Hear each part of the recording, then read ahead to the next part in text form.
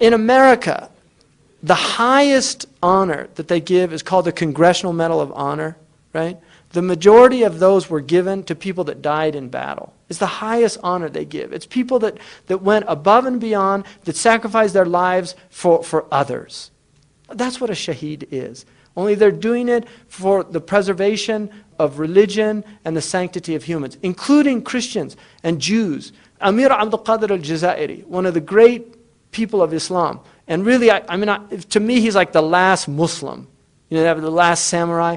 Amir Abdul Qadir al-Jazairi, he's like the last Muslim, because he embodied all the meanings of Islam. He was a scholar, he was a sharif, he was a mujahid, he was the ruler of a country. He was a merchant, just everything. He really embodied the Sunnah in so many ways.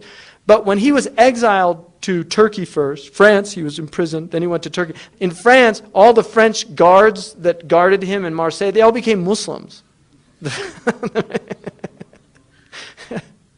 They're buried, there's a Muslim graveyard for these French people in Marseille where he was in prison.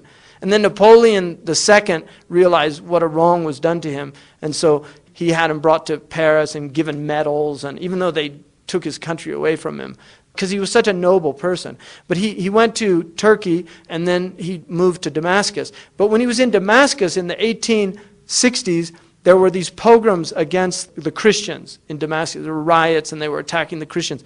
And he had a hashia of a lot of Algerians. They were men that had fought with him. And they all got on all their weapons, and they went out, and they defended the Christians against the Muslims. And he said a speech that was recorded where he said, "You're dishonoring the Prophet of God. These people have done nothing, and they're to be protected." Now, amongst those people was the French consul, the people that had taken his country from him, and he fought them. From 1832 until the 1850s, he fought them over 20 years. And he defended that consul, even though he knew he was French. And he was so overwhelmed that he wrote this article in a French newspaper. It got translated into, and people knew him. He was well known. Thackeray wrote a poem about him. He's mentioned in the European Parliament. And then the Americans heard about it. There's 3 cities in America named after him. 3 cities named after him. President Grant was so overwhelmed by this act of magnanimity that he sent a horse and his 2 pistols to him as a gift. But Amir Abdul Qadir al-Jazairi, he told his followers, protecting these Christians is no less a jihad than what we were doing in Algeria when we were fighting the Christians to protect our country. You know, that is Islam. That's why I'm a Muslim. It's not for all this madness out there. It's because of people like that. Because that's the embodiment of the Prophet's Sunnah. If you want to follow the Sunnah, it's not big beards and short robes.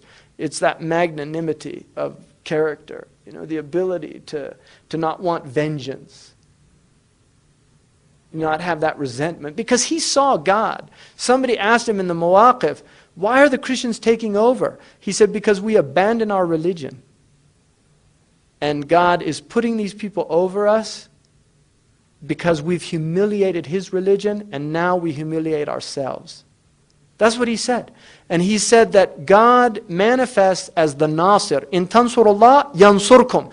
If you give victory to God, God will give victory to you. And he said, but if you are khadil, if you forsake this religion, يَتَجَلَّ اللَّهُ سُبْحَانَهُ وَتَعَالَى عَلَيْكَ بِصِفَةِ الْخَادِل. That God will manifest Himself to you as khadil, the one that forsakes you. And so his understanding, because he was seeing the mun'im. I mean, that's